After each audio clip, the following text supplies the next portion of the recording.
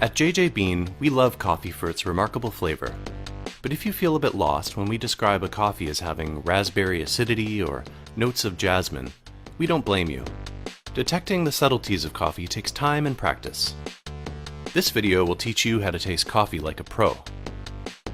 You'll need a good cup of coffee and a sense of taste and smell.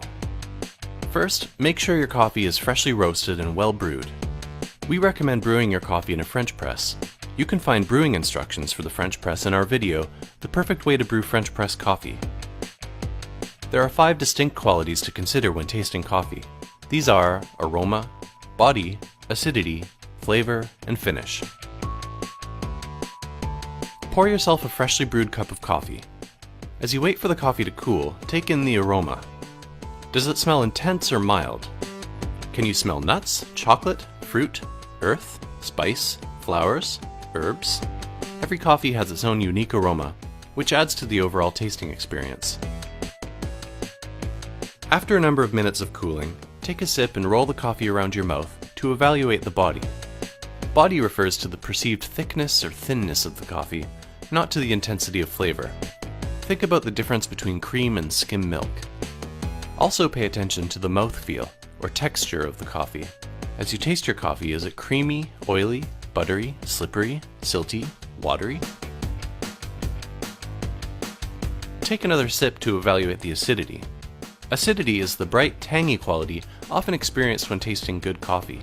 Think of the tangy sensation you feel on your tongue when you bite into an apple. Coffees with high perceived acidity are said to be bright. Try to gauge the acidity in your coffee. Would you describe it as citrusy or perhaps berry-like? There are many different kinds of acidity, and part of the fun is to try to compare it to other foods you've tasted. Sip your coffee again and try to pick out any flavors that pop out at you. Families of flavor may include nuts, chocolate, caramel, fruit, earth, spice, herbs, or flowers. This part of the tasting is a bit more subjective than the others. If your friend tastes pineapple in her coffee, it doesn't necessarily mean that you will. Remember, it's not a competition. Once you establish a category of flavor, you can get more specific. For example, if a coffee tastes fruity, what kind of fruit is it?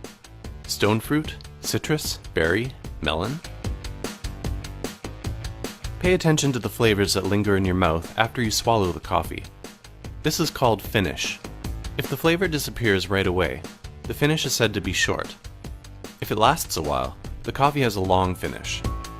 The finish can reveal new flavors that weren't as obvious when you first tasted the coffee. Keep tasting the coffee as it cools. It will change and develop over time, with new and different flavors emerging. For bonus points, try jotting down some notes when you taste your coffee.